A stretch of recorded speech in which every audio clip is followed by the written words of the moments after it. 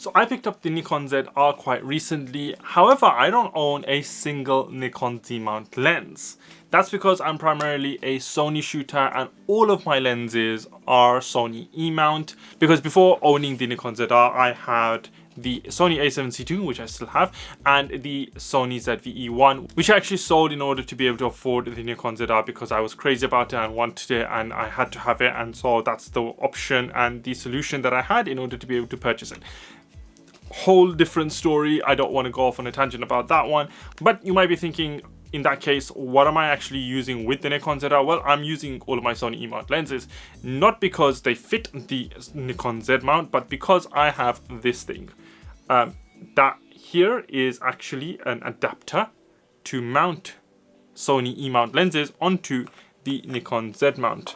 So I'm just going to take that off. It's a very, very nice, nifty little adapter. I'm going to take that off and show you. So this is the Megadap Pro Plus adapter for E to Z mount lenses. And as you can see, this is extremely thin and low profile, meaning that it doesn't add any extra bulk or anything like that to the camera. It just fits on very, very nicely. So I'm just going to show you here. Just fits on very nicely, and what it lets me do is, there you go, it's practically not there. Like, look at that. Look, there's nothing. So what that lets me do is that lets me take any of my Sony E-mount lenses. For example, here, this is my Sigma 24mm f1.4 for the Sony E-mount DGDN art lens. Sigma don't make lenses for the Nikon Z mount. They make lenses for the Sony E-mount, L mount, as well as recently the Canon RF mount and previously EF mounts. So they don't actually have any Z mount lenses, but this E mount lens, as you can see, working perfectly with my Nikon ZR. And also, just to show you that I'm not making this up, here is my Tamron 28-75,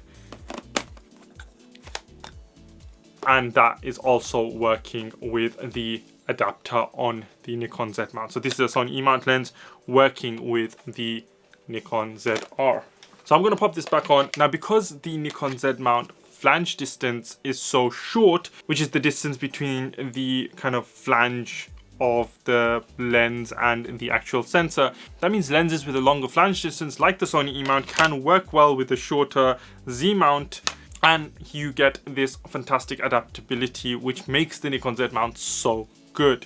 Now, the best part of this is that it works with full autofocus because as you can see here on the actual adapter, so that's the lens with the adapter on it, the adapter also has connectors, and those connectors work with the connectors on the camera body to give you full access to the autofocus in the camera, meaning that you're not losing any of the autofocus capabilities that the camera is giving you. And that's fantastic because it means that I can use all of my Sony lenses with full autofocus, which works very, very well. I'd say it works as good as the native lenses, depending on the lens that you're using.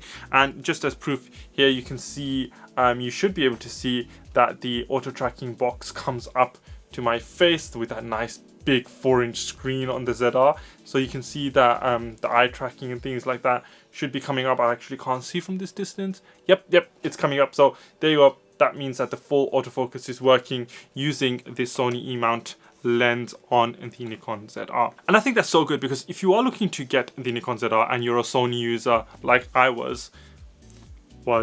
am, and you're worried about your lenses not working and you don't want to shift over to a whole new system, then don't worry about that because the Megadap Pro Plus adapter and others like itself fix that problem because the Nikon Z mount is just that fantastic. Singing praises of the enemy, as you would say, but actually I have come to love the Nikon ZR so much that I can't help but do so. I hope this short video was very, very informative for you guys and that you were able to put your worries to rest about whether you are able to use your E-mount lenses on the Nikon ZR or not.